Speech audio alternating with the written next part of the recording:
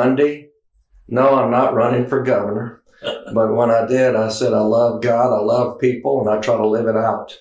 And we're going to continue that message today by starting a podcast that's going to start airing once a month. And of course, this month is Trafficking Month, and it's extremely important. And in the last week of the election in October, we had experienced it firsthand.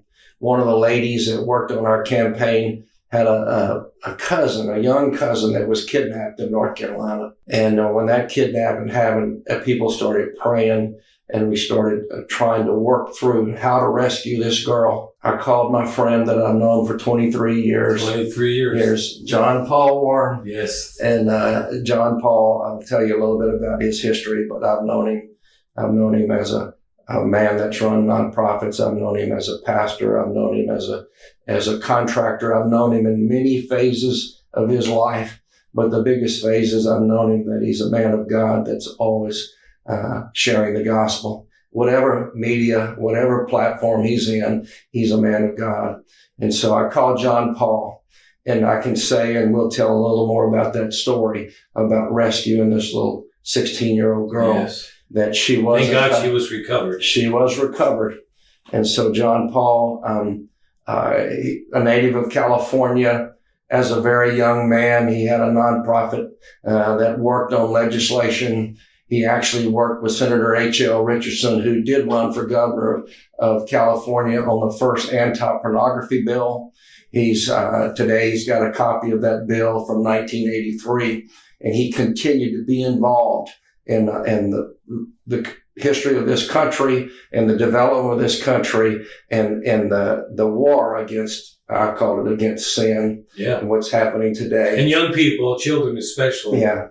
Are paying that price. So John Paul, why don't you just start by talking about where you started in the early 80s. And I know you started as a pastor, and then you went into lobbying, and you went into assisting people. You went back into the ministry, and I know very well, and you can tell the audience that's listening today that you've been, and I used to say 110 countries, but you've really been in about 120 countries, leading crusades, leading mission trips. You were one of the first people over the Iron Curtain when it came down in Russia to help plant churches. And so you've had an experience life, a journey life, but you were the one I called in October of this past year to say, we need some help.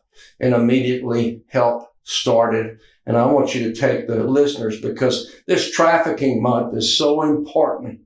It's happening all over the world. It's big time business in the United States today. And people, especially parents, need to listen to this program today and learn from just the thoughts that you have to share, the facts that you're aware of, and some of the experiences that you've had in the last 40 years in trying to help those that have been kidnapped, lost, and even search for bodies. And I know you do it through people, and you also do it through animals, through dogs. Yeah. So tell the audience a little bit about. First off, thanks for having me. I'm glad to have you. You are my hero. And everybody needs a superhero. Well, it's nice of you to say that, but you're mine. I've been a lawyer and a friend for a long time. You've been a great lawyer. Yeah. And you've always done it looking out after others. Yeah. But you're a fighter. And you've been on the front lines, and you've been running for governor. But God has a high purpose and calling for your life on the front lines, because you know how to navigate in darkness, and you're not afraid of anything. And honestly, that's the way I feel. I'm not afraid of anything. And that's why I'm glad we're here today, because it's a $150 billion business globally. It's human trafficking. That's just estimated. It's hard to calculate statistics. And everybody argues over those. 99 billion of it is in sexual orientation towards children. And when I first met you, I was looking at what you were doing, if I might say, for the Black community. And I honored that, because you were fighting for people that were being dumped on in many different ways through toxic waste. And I love that about you, because you were a hero to them and to that community, impoverished communities. And that was my first introduction to you, always on the front lines fighting for people. So thank you. I'm glad it's Human Trafficking Month. And most people don't know that, but the news is getting out due to a movie called Sound of Freedom. It's really helped people become educated and informed. I started this in the early 80s. I was just a young man. I did not know what child pornography was. My idea of pornography was Penthouse and Playboy behind a sealed container, so you could not see it. You could not touch it. And I always wondered as a little boy, what's there? And at 9 years old, I found one of those in a field, just rolled up and thrown. And for the first time, I was exposed to pornography. And I was so young, it kind of traumatized me. I didn't know people did those things. But now it's so common. You just put it on your iPhone. It's seducing everyone. The ones that are paying the price the most are children. The first question God asked humanity, one of the first, was, where's your brother? And Kate says, am I my brother's keeper? And I made up my mind as a young boy to answer that question because my dad was always his brother's keeper. My dad was always involved in 9/11 crisis events as a pastor, always helping people. So he was my first hero. And I said, I want to be like that. I want to be there for people. I answered the question, I am my brother's keeper. I asked my students as a university professor, are you your brother's keeper? Do you look out after people? Because if you look at a woman wrongly, you're either a predator or a protector. I try and encourage young men, when you look at a woman, and it's difficult for some of them, the way they're maybe dressed inappropriately or in a way that's revealing, and it's hard for a young man to look at them in a protective manner. But God made men to be protectors. Not that women can't be. We have great female law enforcers, great, prosecutors. But there's something inside of me that I identified early, a desire to want to protect and not to look inappropriately in a manner that look at it like it's your sister. To start caring for other people. And that might seem so old-fashioned and might sound like a bunch of nonsense. But how does someone go from looking at a peer of the opposite sex to looking at children like they're candy and wanting them more than they want the breath in their own lungs, and to do things to them that we probably couldn't even talk about on this program? But little children are being exploited, and somebody's got to be their keeper. Thank God we got good law enforcement. We're passing good laws. Parents are getting a little bit of education about it. But little children are being abused sexually all over the world. Slavery was outlawed, 1865. Abraham Lincoln, you know it. You're a lawyer. You know the Constitution better than anybody I know. 13th Amendment. You can't even use them for free servitude against their will. Nobody thinks America has a worse form of slavery going on right now. In every city, in every county, little children are being exploited sexually. Kids are being taken so that their organs can be used as donor organs against their will, without knowledge, and left to die.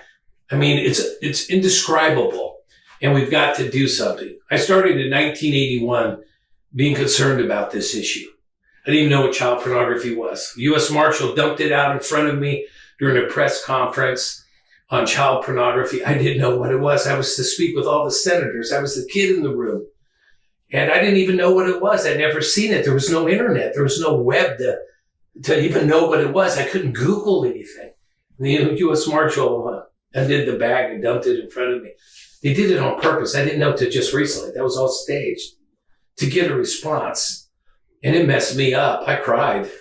I can't get the images out of my mind. Polaroid pictures of little children being used by family members, not just, the guy down the street or a guy trying to be a good uncle, a friendly neighbor.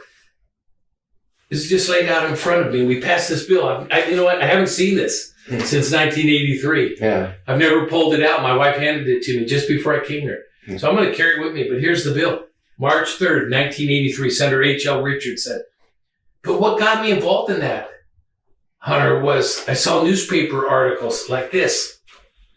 And here it shows Senator H.L. Richardson at the state legislature and this little girl representing the California voters handing her candy. This is called the candy man. Yeah. This is a ploy to seduce children and to bring them into captivity. And when I saw that, I said, he's a good man. He's fighting for child pornography. And they were making him look like he was the pervert, that he was the pedophile. We didn't have pedophile legislation then. Well, the darkness of this industry has not changed, and if anything, it's gotten worse. And we were talking before we started this program this morning that there's legislation that they're trying to introduce right now that says Christians can't adopt children. Now, if you're a pedophile, if you're a transgender, if you're homosexual, they want to promote the adoption that way. But to say that a Christian can't adopt a child, and we're truly living in a lawless society today. But it started here because here's the man, like you said, Senator Richardson, that got this legislation passed, but they were making fun of it. They were making fun. And we won that legislation just moments before the session was to come to a conclusion and they were to go on an extensive break. We won it the last 5 minutes. Willie Brown was the speaker at the time. Art Agnos fought it like crazy. Nancy Waters, who's now in D.C., doing the same stuff, fought that. I couldn't figure out why would people want to stop having legislation that if someone's found with child pornography would have repercussions and go to jail. Yeah. They fought it. But now we have this law in existence. Ronald Reagan honored that bill. And I was just a young kid. That's what got me started. Yeah. So I'm going to take us back to October of last year. Mm-hmm. It was at the beginning of the last week or so of the campaign when this young lady that worked on our campaign just went into, a point of despair because her young cousin, 16 years old, was kidnapped in North Carolina. And that, my reaction was because of yours and my relationship was to call you. And I know that today you have a first responders ministry, nonprofit. Storm First Responders. Since 1981. And it's because, and we'll get to that in a minute, but part of that is because many of the kidnapping and many of the trafficking happens during storms and hurricanes and when they go snatch kids and problems. And people in Louisiana really need to pay attention to that. They need to. But I called you, and I know also that you have this ministry involving the dogs. You call it canines. Canines. And they're trained to find people. And so I called you and immediately put you in touch with the father of the little girl. And he was a high school football coach, and his wife was a teacher, and this little girl was a cheerleader. But she had been groomed. That's the word that's used. And you can correct me if I'm wrong. No, they groom these kids, and somehow they get into a chat box on the internet. They find out who they are, and they start talking to them, and they pretend to be somebody that they're not. And those were the circumstances involving this youth. Am I correct? You're correct. Storms are where kids are kidnapped, but number one is the border. Yeah. And we had 147,000 children come across the border that we apprehended that came without adult supervision or parental involvement. That's the ones we found. So they're brought over here by the cartel for whatever reason we don't know. And right now we can't find 82,000 of those. So we don't know what's happening there, but we do know human trafficking. There's a difference between human smuggling, and human trafficking. A lot of the border's human smuggling. But trafficking is when you have a design to use them for sexual purposes or forced labor. Human smuggling is you just get them across without documentation.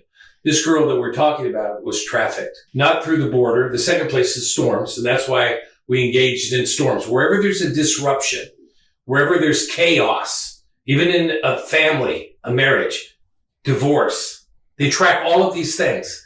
If the parents are arguing, and it displaces the child in some manner emotionally and makes them unstable, they can be targeted. That's what we have to realize. They move by design, these pedophiles. And they're not, you think they're like, so obvious that you can tell who they are. They can come in business suits. They're organized. They know technology as good as the FBI does. They hack. They know how to get into your house. They know how to watch you on cameras from your security system to your opened up laptop that's got a camera. They know how to watch and listen to what's going on in your home. And so they're watching for kids that are wounded. And that was the case that you're referring to. And first off, we appreciate law enforcement, sheriffs, police, So a lot of people involved, Homeland Security, FBI. We try and just get intel and help. We have dogs ready to serve, elite forces of dogs. And we could get into a whole program on kind of what separates us from other companies is the quality of dogs that we have. We utilize them because their nose is 100,000 times better than ours. And they can do things. And quite frankly, predators fear dogs. They don't fear weapons. They fear dogs. But this girl, you use the word kidnapped, probably not the proper way to describe it. She was trafficked. A little bit different where she wasn't walking down the street, grabbed and thrown in a car. Mm. This was a methodical, strategical plan by somebody that had done it before. She thought it was a teenager. It was an older man, had been convicted of it before in other states, on probation in other states, but he groomed her. And he did that by getting her trust. And this is what happens. This is why, if I could say anything to your listeners, is participate with what's happening online with your kids and watch for signs of change. New clothes, pair of Nike shoes showing up at the door. In this girl's case, and I discovered this for the family, was a teddy bear. Okay? And we found that teddy bear because when she was leaving the house on her own will, in her backpack, she had a teddy bear's head, this big, sticking out. And you could see it. And I'm going, where did she get that? And when did she get that? A couple weeks before. So she was groomed. Usually grooming can happen as soon as an 8-day period.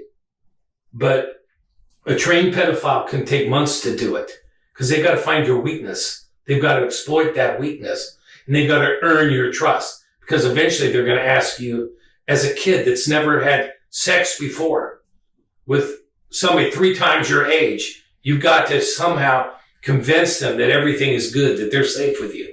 And you've got to defame, disparage everybody around you. Your mom, your dad, but I'm your answer.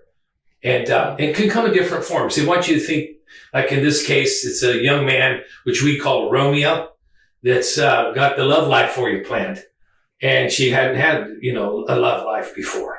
And I'm going to love you and take you to places and we're just going to run away and have a romantic life where you're not bound by your parents, when this was not the case. But online, you can be anything you want. You think you're talking to a 15-year-old boy, you're talking to an 80-year-old man. It's very disheartening. And there's not much we can do about it. There's really not much we can do about it. Yes, stiffer laws help. And training our kids help, but boy, we have to take the ability to be naive when you're 12 years old from these kids. You're no longer naive. Someone in my family was just trying to be groomed, and it was by Nike tennis shoes. Unfortunately, I caught it in time. And they were on Christian websites. I can name those apps. So you think you're talking to a Christian when you're talking to a pedophile. They have infiltrated our Christian websites so that they can have online chats with kids. Parents, be aware. This girl, we caught her on a doorbell ring, saw the teddy bear, so I knew we had trouble. That's all we had was just a short clip of her going, a heavy backpack and a heavy carry satchel. So I knew this was planned and she was going permanently. Look for a passport. Does she have one? Yes. Is the passport there? No, the passport's gone. So now I can't tell the parents why I know this, but this means he's going to exploit her and then he's going to deliver her somewhere. There's a destination because it's a passport destination, probably overseas. If she doesn't have a driver's license, then it's to get on a bus or an airplane. Thank God a couple weeks ago, Alaskan Airlines, 49-year-old stewardess, recognized a young girl with an older man on the plane. And she tried to engage because, as American Airlines has done, Alaska Airlines has trained their stewardess to recognize signs. Very, very important. Uber's doing that now with their drivers. And the girl wouldn't look her in the eyes. The girl wouldn't engage. When she finally got her to respond, programmed response. And then the older man gets agitated. Why are you talking to this girl? So she went in the restroom, wrote a sign. Are you here by your own will? Are you being trafficked? Are you a prisoner of this man? Put yes or no, left a pin in there. Girl goes in the bathroom, signs yes. When they landed in the airport, the man was arrested. This is kind of what happened to the girl we're talking about. My involvement after getting you involved, I know you were talking to the father and you were talking to law enforcement. But there was a need. I called a friend.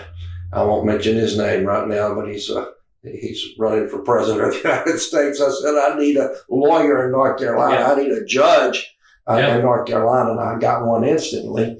And then, they were able to get the records from cell phone records and computer records. So law enforcement was able to immediately see who she was talking to and to start tracking her. A grown man. And start tracking her. It was a guy that was not a teenager who represented himself to be, and he was a man of a different race than she was. And it was just a total, pedophile. And he was plan. a felon. He was a felon, convicted in 2 states. Yep. And yes, and we question our justice system sometimes when you have pedophiles out on probation and they're still not delivered or freed from whatever demonic state they have. They usually go back and do it again. And so anyway, so all of that paid off, and then I kind of left it up to you. I did attend one night a Friday night prayer vigil live on Facebook. For this family and for her. And I mean, they had everybody in that community, every coach, every teacher, every pastor. There was prayer going on everywhere for this girl's rescue. She's a miracle. She's a miracle. But only somebody like you has the juice to get a candidate for president to help. Yeah. And thank God for this little girl that you had the relationships you do. It takes the networking and the family, the relationships that you have. They call it a village. I don't like using that, but it takes a lot of people to do this. It takes all of our involvement. And the police department, we take no credit for it. What we do is we support. We're not here to lead. We offer our resources. We don't get paid. We're a nonprofit that doesn't try and support itself, because we can do what we do through the businesses that we have. But it takes relationships like you do. So I really thank you for doing that. There's a lot of details on the intel, how we determined what happened to this girl that I don't know if we should share. You're aware of it yourself. But there are signs that you look for and you need to respond immediately. In a 24-hour period, the odor of this girl is going to leave the front yard. Yeah. You're not going to be able to have an airborne odor for a detection dog to find. It's gone in 24 hours. Now, you get a little bit longer when it's on vegetation and so forth, so you can't follow the trail. And unfortunately, the police may not have the resources, the dogs, to do it. It takes a dog to do it. And they're not going to do it on the first date because most kids are runaways. But most runaways turn into trafficked kids. Yeah. So they have to wait, and the FBI is not going to do anything. So we didn't have time. So we did video search and put notices out to the airport and the travel, the bus lines and so forth. But 12 days, this girl was abused. Yeah. Unable to leave a car. But thank God for the police force that recognized signs of an older guy with a younger girl in a car. And when they asked her questions, she could not respond accordingly. And they busted that guy. And thank God he's in jail now.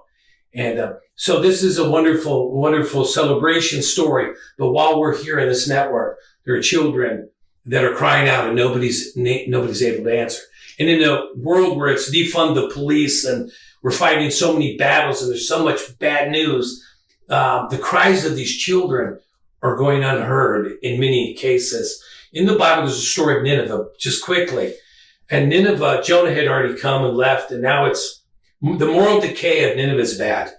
And the Bible says, and the children are being dashed to pieces at the head of every street. In Nineveh, this is historical. They're being dashed to pieces at the head of every street because of the moral decay of that city. Kids are now being dashed to pieces. And then the prophet says, and who will mourn for them? And where can I find anyone to comfort them? That's America. I mean, been in 110, 120 countries, some of them 100 times. And I've seen this globally. But to think in America, modern slavery is happening today? And what can we do about it? It's a fearful thing because you're dealing with elite, organized crime. That these people are making far more than they do in drugs. They can use a child 8 times a day. You snort the coke, you do the line, you sniff it, whatever you do, you got to go replenish it. And you risk being arrested. But you lock a little kid in a basement, in a dog kennel, and you pull them out 8 times a day. Yeah. It's just, and nobody knows. Well, one of the goals of this show today is for the listeners to learn what they need to do. You talked about the airline, and Alaska Airline is significant. We want the casinos in Louisiana to train all their employees, which they're doing. And some are. I mean, we just had a big trafficking event in Southwest Louisiana where an award was given because a state senator from Southwest Louisiana was one who really rose to the occasion 10 years ago. And so they're paying attention, and their employees, because we believe a lot of people are being trafficked through casinos. And then you talk about storms, through hotels, through restaurants, massage parlors, all of these places where these kids can be. And it's not just kids. Adults are being trafficked. Yeah. You don't want to walk down the street by yourself. Yeah, it's bad. It's adults. So, training a parent. So, use this time to tell a parent.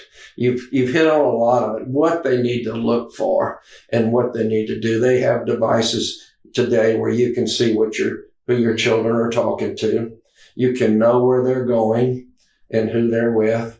And I know that kids are quick today to say, well, you're violating my First Amendment right. But I don't think until they're adult that they have the rights, that parents have to make decisions, and they have to make decisions for their children.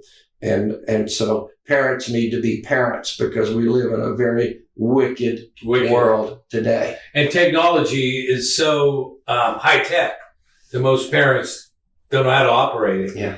And I'm 65, and I have to admit that I have to have people around me to do a lot of that. So my little grandkids can just go. Yeah.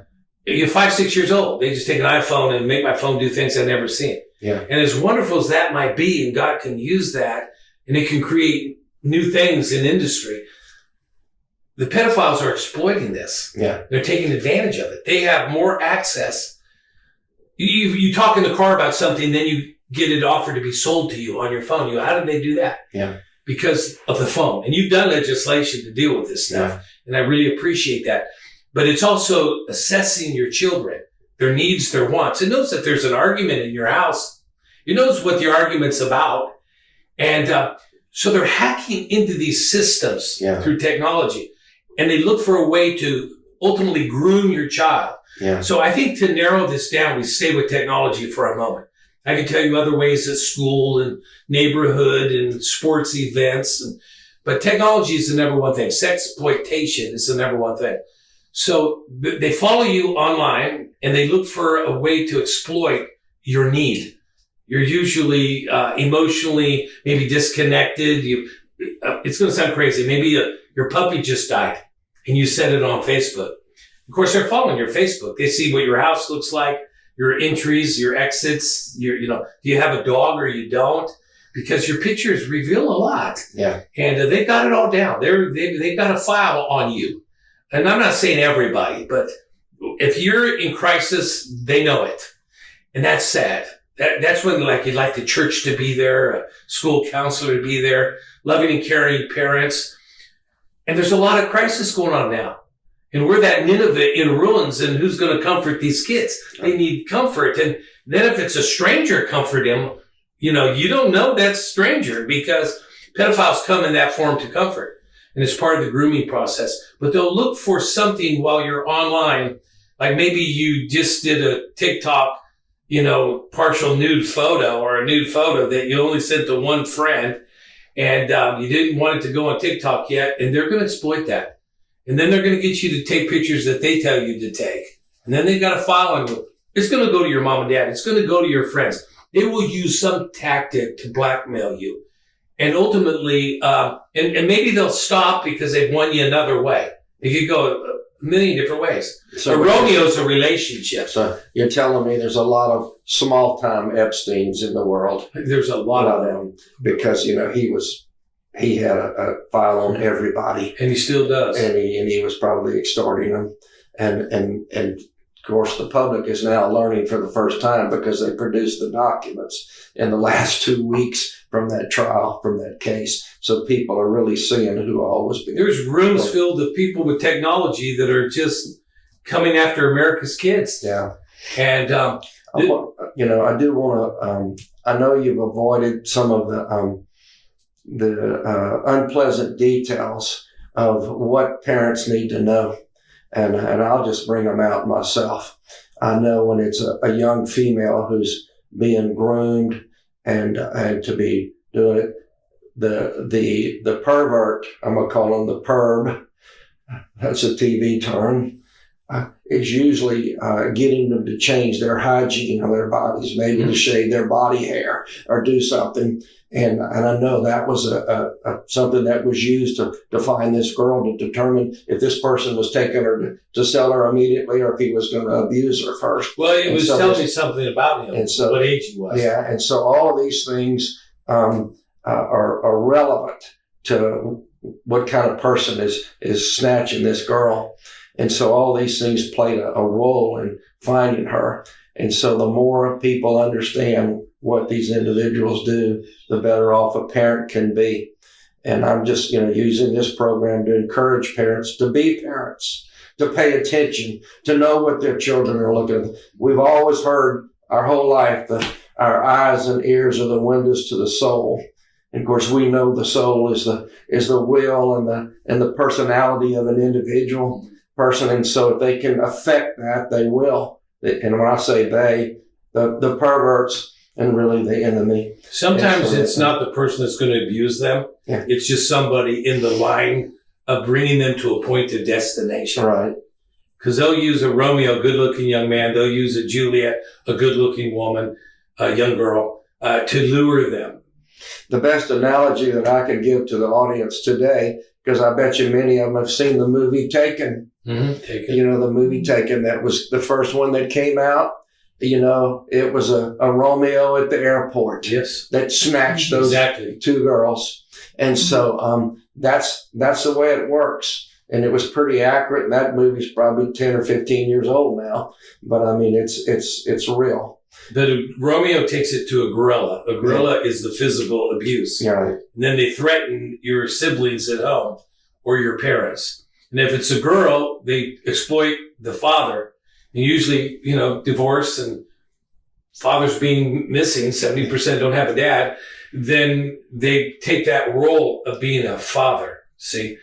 But they threaten to hurt at home, things you love, including maybe your puppy dog, but it's probably your brother or your sister, so that you won't report them.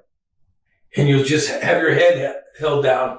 That's why every parent needs to teach their kids a hand signal for human trafficking. Yeah. That's saying, hey, help me. Yeah. And they'll do it behind their back or they'll leave a note.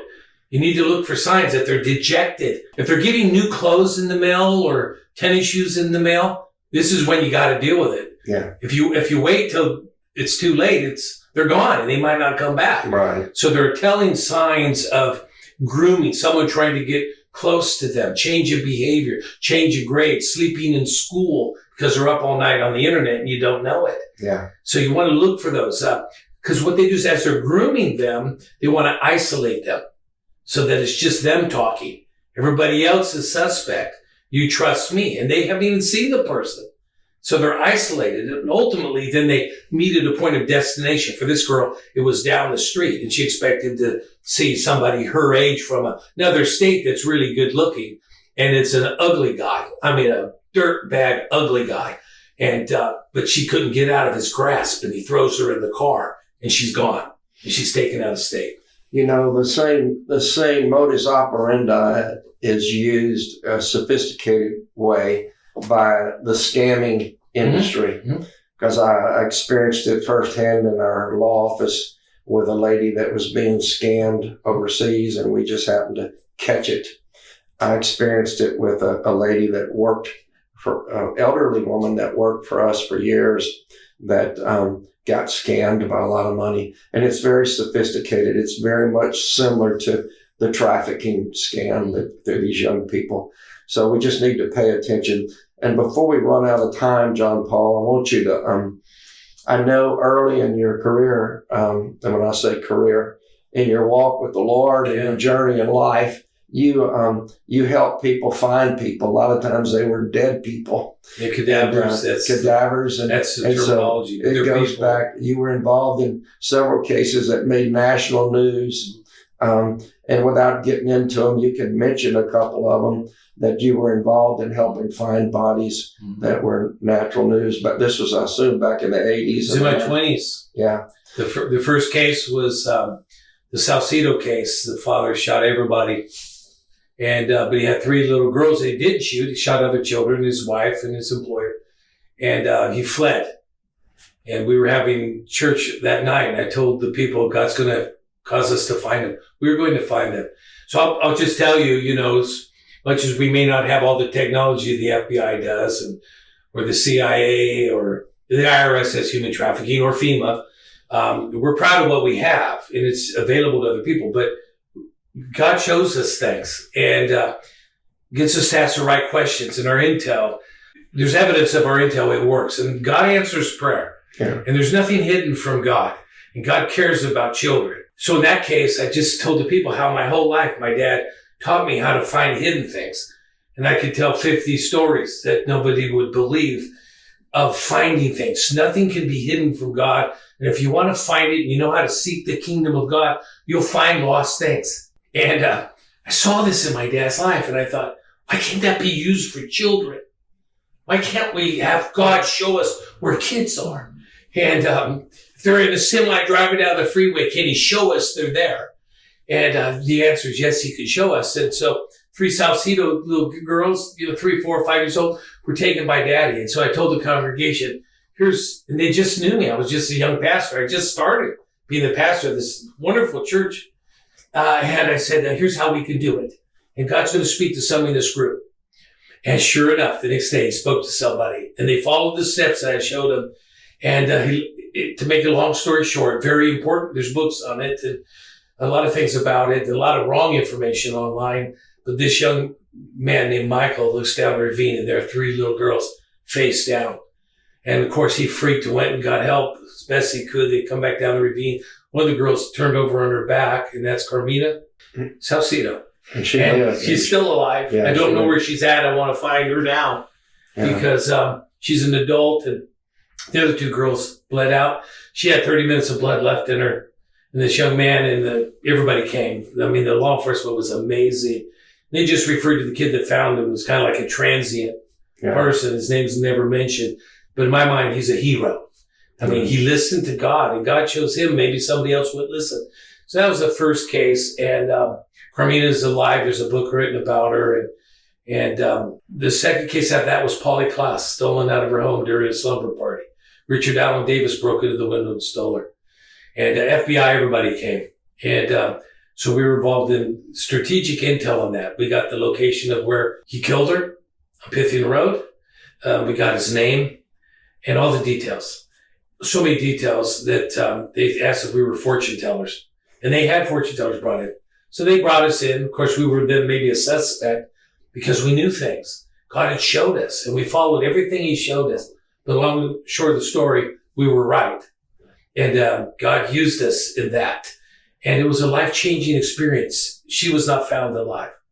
And she died. And we knew that. In prayer, we knew that. But you got to find it. You got to find a body to know that. Yeah. And we didn't want that to be the outcome, but we wanted to follow the evidence that God was showing us. And as we would pray, he would show us things that were kind of like a mystery to other people.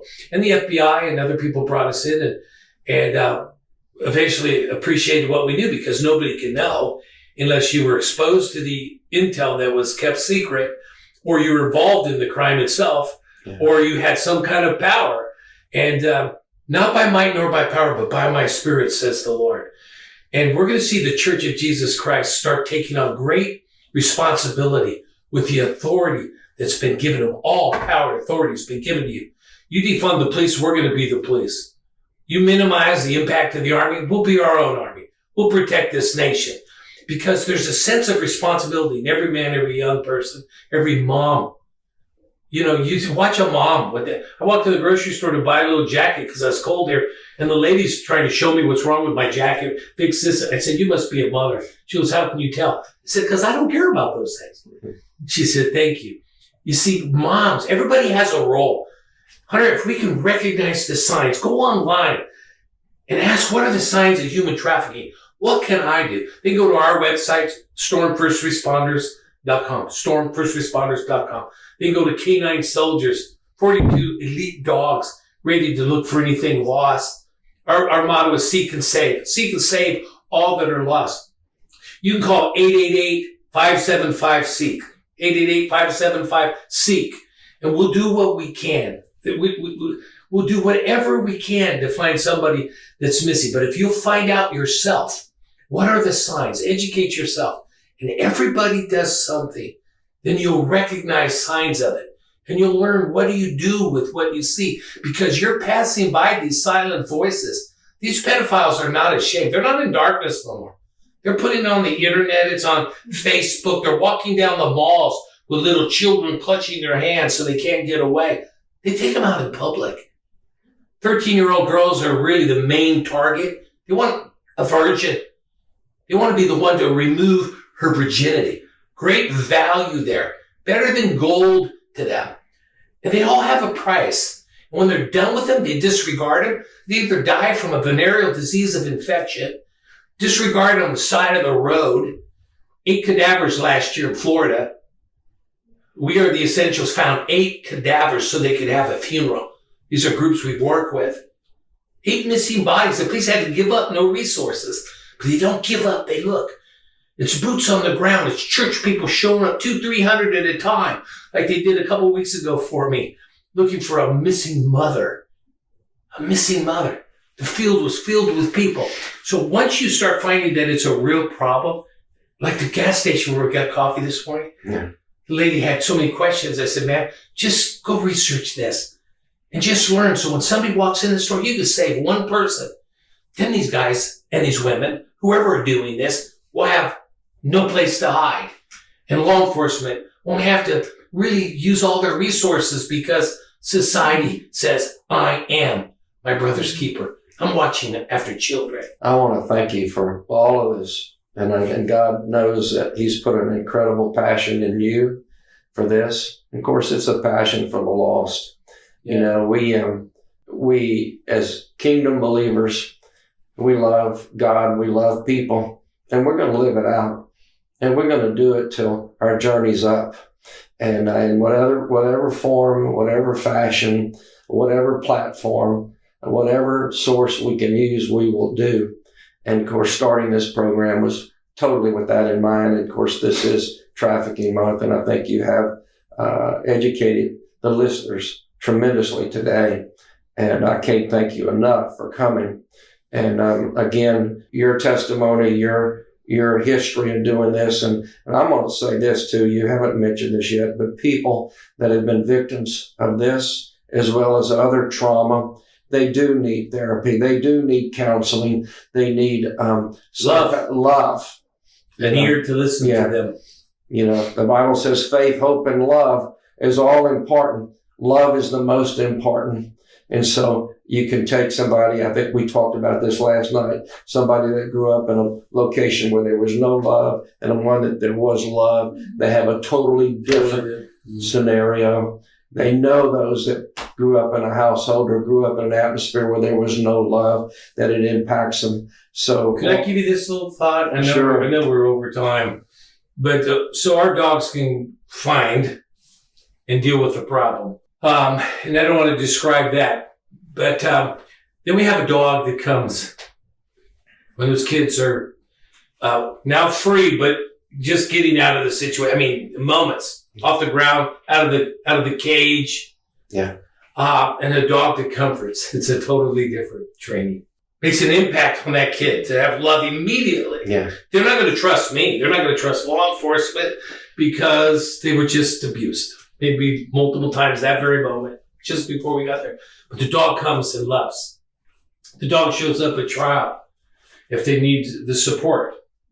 These are emotional support dogs, animals. They call them ESAs.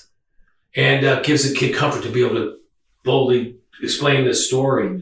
This is what kids need. So saving them is one thing. Keeping them safe after that's another thing. A lot of them want to take their own life. A lot of them, because they carry it for the rest of their life, and they want to give up, and parents don't know what to do. It takes a long time to heal from that trauma. And really, I have to say, they never do, but they can use it for a good purpose. I was involved in a high school shooting, as you well know, at 15, and nobody knew how to deal with the repercussions that had on me. And it took years for me to understand that. But having somebody, a parent that will listen, that will give them a safe place to talk about, and keeping them from the wrong things, and so that they'll be interested in the right things, helping them navigate without feeling they're being dominated so they can still grow up. It takes professional help many times. And so I really appreciate those mental health counselors, as well as law enforcement, the mental health counselors and pastors and clergy. Every church member should know how to recognize human trafficking, but the church should also have people in that congregation that know how to support families that are going through it. There's nothing like being there when a child's been stolen and you're sitting down in the living room with the mother and father, and they're saying the police can't do anything because it's 24 hours. And you just say, be patient, help's coming. You're the Calvary. And you've been that for me. Yeah. I'm emboldened to do what I do because I know you got my back. We're talking about you, I think. No, we're talking about kids. I want to thank y'all for listening today. This is the beginning of many podcasts that we will air. We really want to help people. We want to educate people. We want to see people get free. We want to see a better state of Louisiana, better state for our communities. More than anything, we want to see the nation saved and turned around as well. Yes. And so thank you for joining the podcast. It's Hunter Lundy for the people.